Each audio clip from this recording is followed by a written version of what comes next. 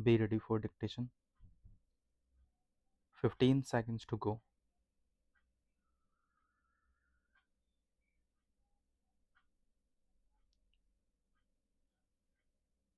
5 seconds to go.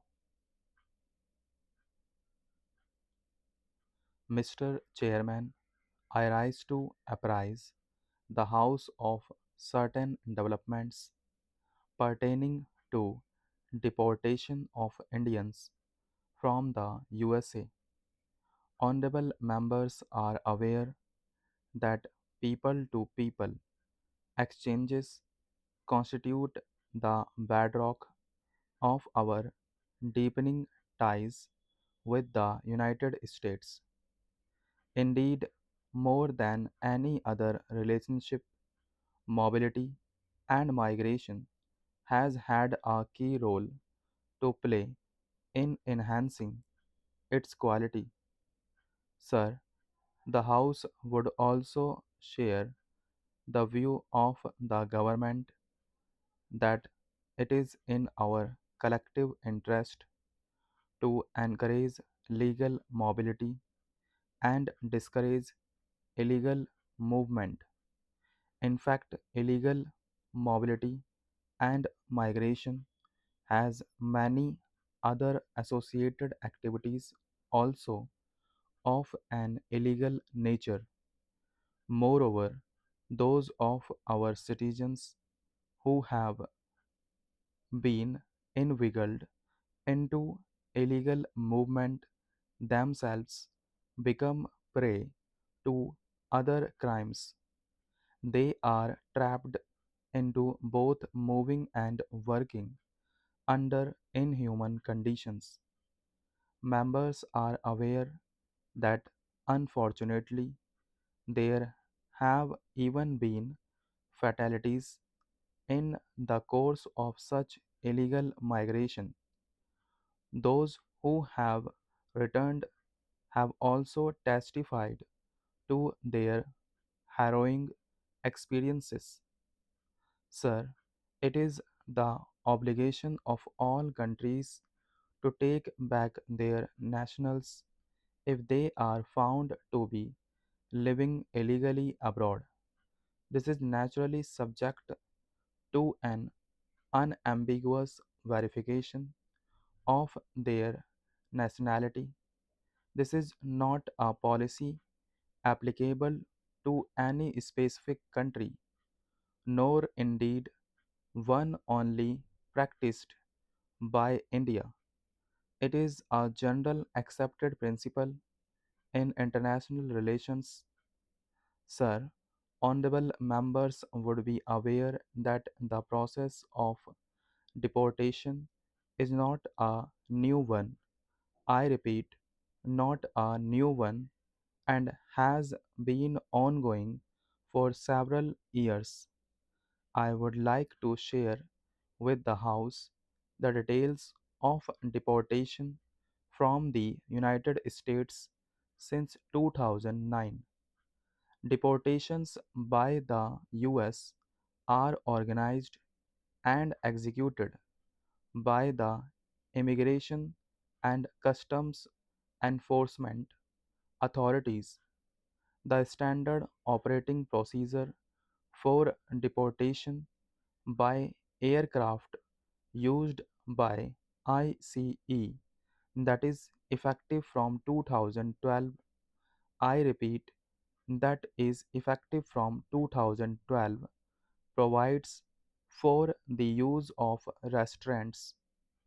However, we have been informed by ICE that women and children are not restrained.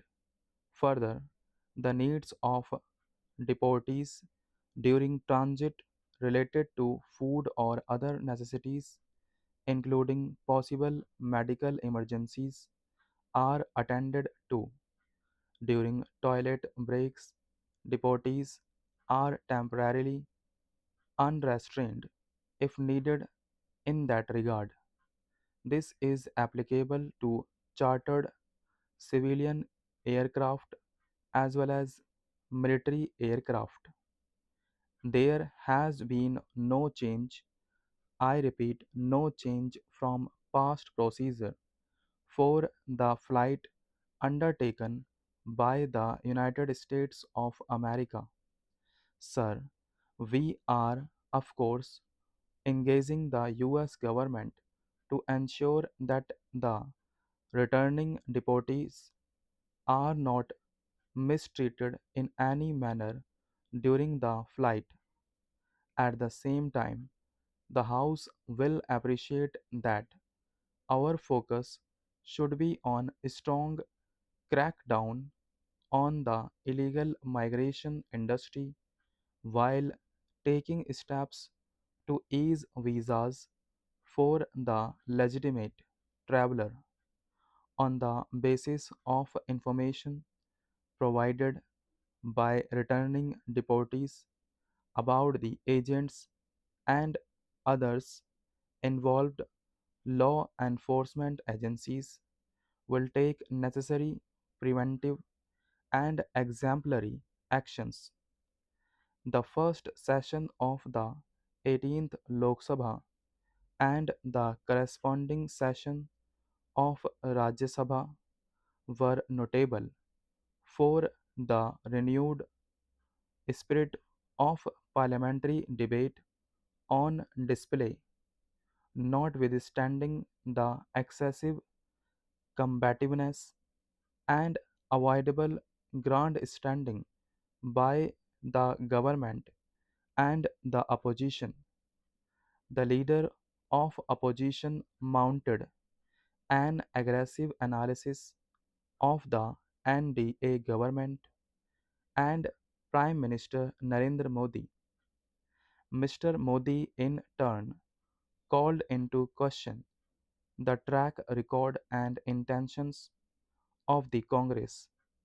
Both sides categorically declared devotion to the Constitution of India while accusing each other of trying to undermine it.